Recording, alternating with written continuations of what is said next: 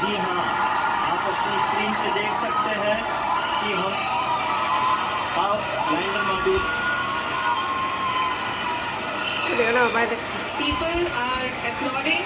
Let us all wait to hear from the Secretary Department of Space and Chairman ISRO, Shri S. Somnath.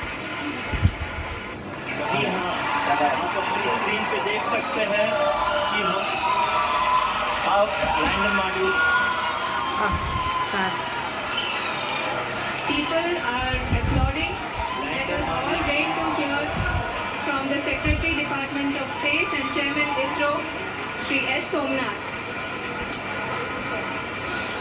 Lander module पूरी तरह से safely और softly चंद्रमा की सतह पे लैंड हो चुका है। ये हम लोगों के लिए बहुत ही गर्व की बात है।